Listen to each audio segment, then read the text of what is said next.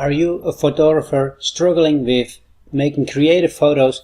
Watch this video because you're gonna learn something new, and I'm pretty sure you're also able to create those nice creative photos. Enjoy watching. In my home country I give a lot of photography classes, and one of the things I hear often is that people are not creative or cannot create a unique photo, and I believe everyone can do it, and the tip I'm going to give in this video is really going to help with that. So please apply this tip if you want to create more creative and unique photos. One of the example photos is right here. This photo, for example, is just a detail in a nice building in the city, and what people try to do very often is to show the whole building. So the whole building has to be in a photo, and as a result there will be a lot of extra elements from the streets in the photo, and that really results in a photo that anyone can make, because everyone tries to capture the whole building. And by focusing on just a small detail, you have way more options, because then you have to pick which detail you're going to shoot. And another tip I want to give you is don't hold the camera in landscape mode or in portrait mode, but just rotate your camera, so not 90 degrees, but rotate it 30 degrees, 35 degrees, 45 degrees. Try it out and you're gonna see that the photos you create are much different. So for example, also here I rotated the camera a little bit to create more diagonal lines instead of the horizontal lines that are in the building, and that gives a really different photo. And I've nobody taken a photo like this of this building. So in that perspective you can say it is a more creative and unique photo. And I have way more examples from this trick. Also here I apply it, and as you can see, it fills the whole frame. Also, that is very powerful to do. Fill the frame with the subject, and there is no space left for any element that doesn't belong to, in this case, the building. So fill the frame, try to look for diagonal lines, and you can create it yourself by rotating the camera.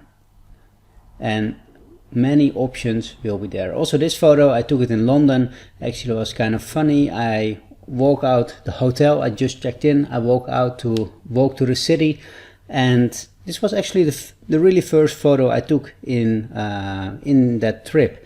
And it doesn't happen that often that the first photo is a photo that I'm satisfied with right away, but in this case it really worked out.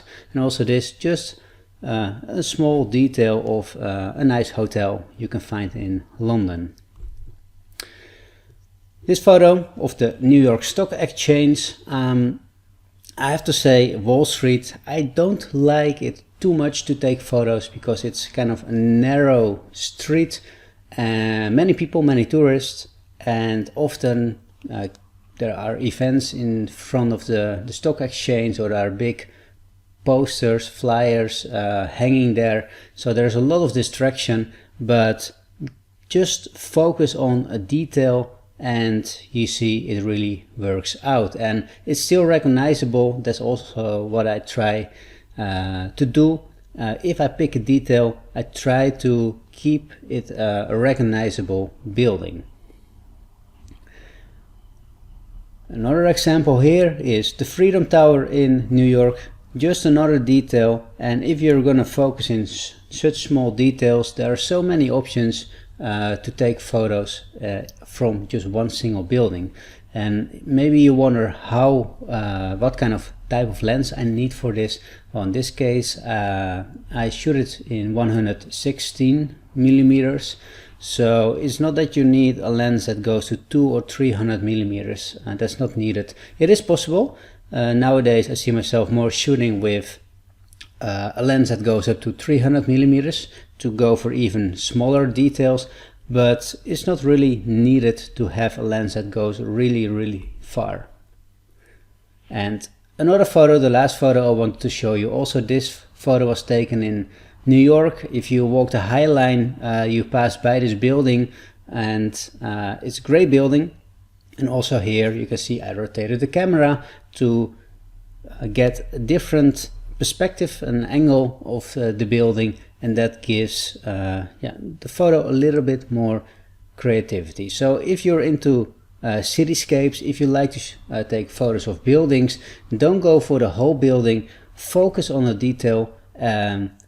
Ask yourself when you look at the building which parts are nice to include in a photo, so you really know where to zoom into, and take the photo, and don't forget to rotate the camera. Did you like this photography video? Please like this video and check out our recommended video for more tips.